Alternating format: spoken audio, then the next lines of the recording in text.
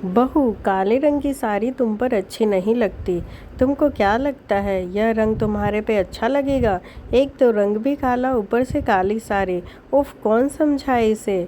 उमा जी ने सर पर हाथ मारते हुए रितु को कहा। काली साड़ी में लिपटी सलोनी सी रितु यह सुन उदास हो गई। चुपचाप अपने कमरे में वापस आकर साड़ी बदल ली। यह देख ऑफिस के लिए तैयार सुमित ने पूछा, साड़ी क्यों बदल ली?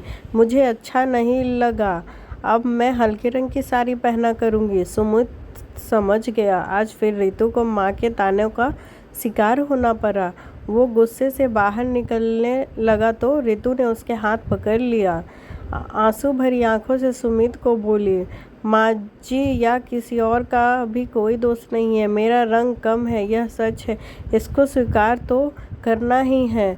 फिर उन्होंने गलत नहीं कहा। मुझे खुद ही काले होकर काली रंग की साड़ी नहीं पहननी चाहिए। रितु जानती थी कि सुमित बाहर निकला तो घर की शांति भंग हो जाएगी। तुरंत बोली, सुमित जल्दी चलो, आज मेरी एक ज़रूरी मीटिंग है।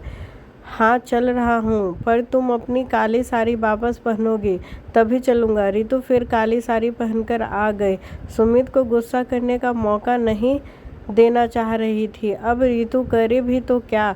काला रंग उसको और सुमित को बहुत पसंद है। सुमित ने तो कॉलेज के फेयरवेल समारोह में उसे सितारों वाली काली साड़ी में गीत गाते देखकर ही पसंद कर लिया था। तभी सुमित ने सोच लिया था कि उसे अपनी जीवन साथी जरूर बनाऊंगा। रितु का बस रंग ही कम है। नाक नक्शा बहुत तीखे से उस पर ओठों की मुस्कान और गालों में पड़ने वाले गहरे टिम्पल सबको बहुत आकर्षित करता है। उसके मधुर व्यवहार के तो बहुत लोग कायल हैं। रितु और सुमित का प्रेम विवाह है। सुमित के घर में सब लोग का रंग साफ है। इसीलिए जब सुमित ने सांवली सलोनी रितु को पसंद किया तो भरपूर विरोध हुआ, पर सुमित की जिद ने उनको रितु को बहुत बहू बनाने से मजबूर कर दिया। रितु बहू तो बन गई, पर घर में रंग भेद का शिकार बन गई। उसके तीखे नए नक्श भी उसे शर्मिंदा होने से नहीं बचा पाते। सुमित उसे समझाता, तुम दूसरों की बात दिल पर मत लो, वो करो जो तुमको पसंद हो। जब तुम मुझे पसंद हो तो तुम दूसरों के पसंद नापसंद को लेकर क्यों परेशान हो? पर रितु कितना भी धीरज रखे, कभी न कभी उसका मन दुखी हो ही जाता है। फिर भी रितु अपने मधुर व्यवहार से सबका दिल जीतने की कोशिश करती है। रितु को हल्के रंग पसंद नहीं, और जब गहरा रंग पहनती तो सास, ननद और जेठानी के व्यवहार तीर चलाने लगते हैं तो रितु को बेहद चुभते हैं। भगवान ने उसे काला रंग दिया तो उसमें उसका क्या कसूर है? पर ये बात है, सास, ननद या जेठानी को कौन समझाए? घर में सुमित के अलावा ससुर श्यामलाल जी का दिल रितु ने अपने मधुर व्यवहार से जीता है। वही अक्सर सबके व्यंग से उसे बचाते। शाम को जब रितु और सुमित घर पहुंचे तो बैठक में गंभीर बातें चल रही थी। पता चला ससुर जी को बिजनेस में बड़ा घाटा हुआ है। कई दिनों से वो संभालने की कोशिश कर रहे हैं, पर आज दिवालिया घोषित हो गए हैं। अब तक ऐसो आराम से जिंदगी बसर करने वाले लोग किनारा काटने लगे। ननद जो अक्सर मायके आती थी अब आना कम कर दी। घर के खर्चे जो अब तक ससुर जी उठाते थे अब बेटे पर आ गया। उजले रंग वाली जेठानी ने पति को क्या समझाया? वो दूसरे फ्लैट में शिफ्ट हो रहे थे।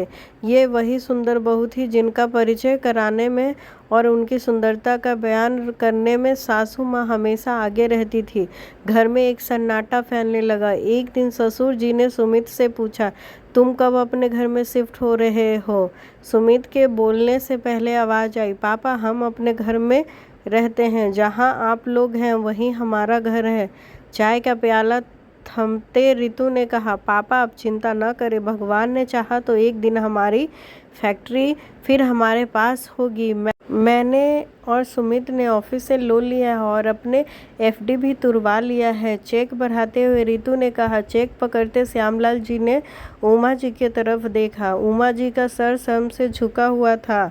आगे बढ़ रितु के हाथ पकड़कर बोली, रितु मुझे माफ़ कर दो, मैंने तुम्हारा बहुत दिल दुखाया है। तुम जो मन करे वो पहनो। सुंदरता की परिभाषा आज समझ में आ गई। रितु बोली, माँ कहीं बच्चों से माफ़ी मांगते हैं। कुछ दिन बाद रितु का जन्मदिन पड़ा।